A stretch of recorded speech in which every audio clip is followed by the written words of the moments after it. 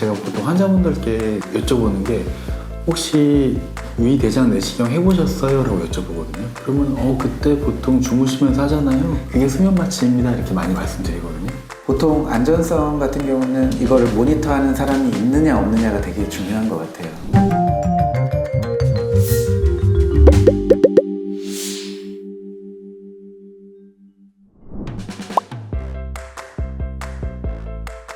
말 그대로 수면 상태에서 치료가 이루어지는 치료라고 볼 수 있습니다.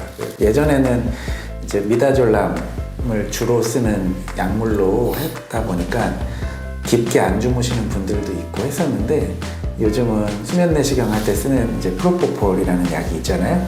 이제 그런 약을 쓰다 보니까 좀 심도도 잘 나오고 깊게 주무시고 좀 편하게 하는 추세로 가고 있는 것 같습니다.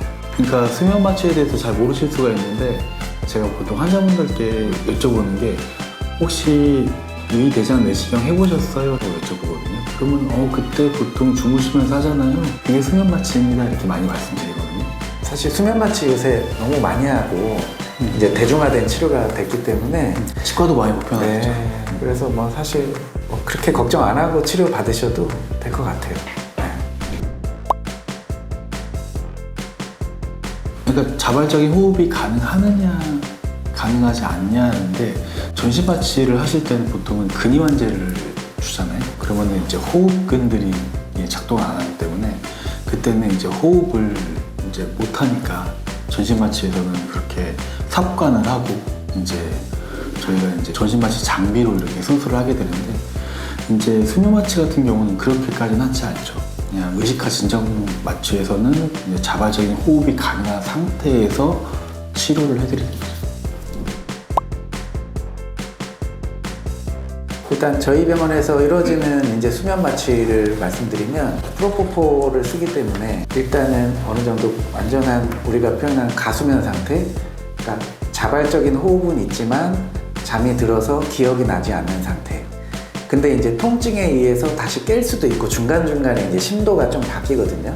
그렇긴 하지만 환자분들은 잘 기억을 못 하세요. 왜냐면 저희가 전투약으로 미다졸람이라는 약을 좀 드리거든요. 그렇기 때문에 좀 편안하게 수면에 들었다가 좀 편안하게 깰 수 있도록 그렇게 좀 저희가 치료를 하고 있습니다. 그렇기 때문에 보통 가수면 상태라고 하는 상태가 의식은 없지만 호흡은 있는 상태, 자발적인 호흡은 있는 상태라고 볼 수 있을 것 같아요. 저도 지난번에 위내시경을 한번 해봤거든요.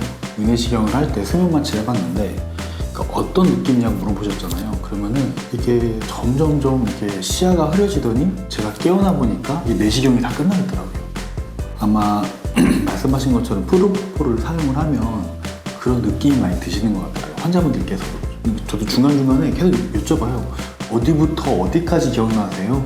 잘 기억 안 나? 이런 얘기를 많이 하시는데, 저희가 옛날에는 미다졸람이라는 약을 베이스로 사용을 했을 때는 중간중간에 되게 많이 깨셨어요. 아파서 깨기도 하고, 물 때문에 깨시기도 하고, 이제 헛구역질이 깨시기도 하고 그랬는데, 지금은 그 마취의 심도, 수면의 심도가 굉장히 깊다 보니까 솔자도 편하지만 환자분께서 되게 편해하세요. 저 같은 경우는 이제 환자분이 이제 수면을 받을 수 있는 상태인지를 먼저 체크를 해요. 그래서 이제 어느 정도의 금식 기간을 좀 지키셨는지, 그러니까 식사를 언제 하셨는지, 그러니까 일단은 관건일 것 같거든요. 그다음에 전신적인 질환으로 인해서 혹시나 못하는 상황이나 좀 위험한 상황이 있는지를 체크합니다. 너무 고령이거나 뭐 그런 분들은 좀 더 이제 고위험군이라고 불리잖아요. 그러니까 폐기능이 조금 약하신 분들이나 이런 분들은 조금 더 조심해서, 약의 용량도 좀 조심해서 쓰고 좀 조절을 해야 되거든요. 그래서 미리 그러니까 시술을 하기 전에 고려할 사항들이 있는지를 문진을 하고 검사를 하고요. 실제 들어갈 때는 저희는 이제 정맥 주사로 약이 들어가기 때문에 정맥 라인이 잡혀 있는 게 중요해요. 그래서 수액을 달고 저희가 약이 들어갈 준비를 하는 겁니다. 그렇게 한 다음에 저희가 좀 편안하게 잠들 수 있도록 전투약 하고요.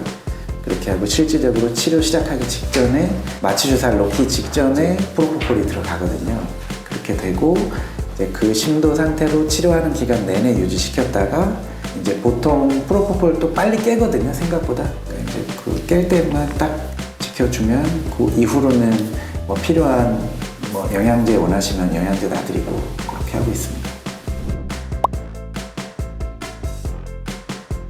좋게 생각하면 저도 건강검진하고 자꾸 비교를 하게 되는데, 보통 연세가 있으신 어르신들도 건강검진을 받으실 때 보통 위나 대장 내시경을 받으시더라고요. 근데 그거를 그냥 받기 어려우니까 이제 수면 마취를 하면서 받으시는데, 그 과정을 저희 쪽에서 대입을 하면은 거의 모든 연령대에 안전하게 사용할 수 있는 방법이라고 저는 생각을 하거든요. 물론 이렇게 심장 수술을 하셨다든지 아니면 전신 경력으로 너무 안 좋으신 분들은 물론 사용을 못 하겠지만은, 보통 치과에 걸어 들어오실 수 있는 분들은 거의 대다수가 사용 가능하다고 생각합니다. 어린아이도 사용이 가능한 건가요? 네, 어린아이도 사용이 가능합니다.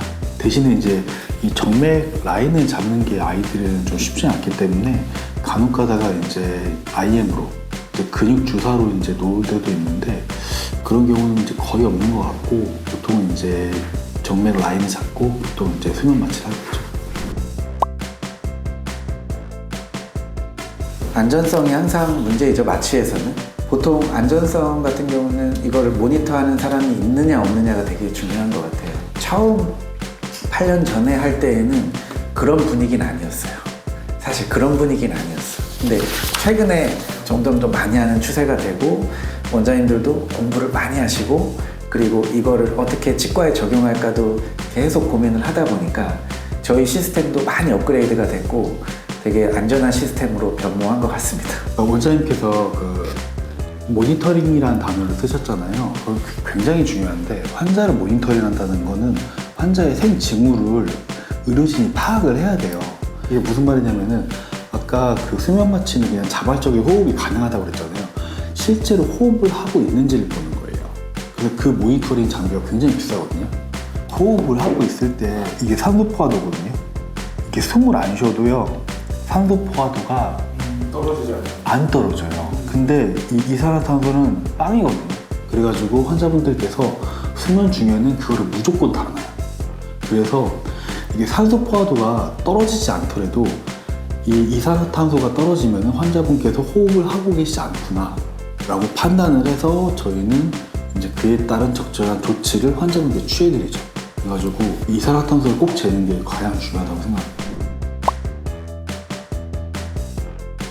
저희가 환자분들께는 대부분 집에 가실 때는 운전을 직접 하지 마시라고 권고해 드리고 있습니다. 사실 이게 마취약이기 때문에 완전히 다 분해가 돼서 빠져나가지 않는 시간에 귀가를 하실 거거든요. 그러니까 이제 본인은 다 어느 정도 깼다고 생각하고, 근데 그래도 권장사항은 운전을 하고 귀가하는 게 아니라 대중교통 타고서 귀가하는 게 더 안전한 것 같아요. 그러니까 저도 제가 받아보니까 운전을 못 하겠더라고요. 근데 환자분들께서는 빨리 귀가를 하고 싶어 하세요, 대부분.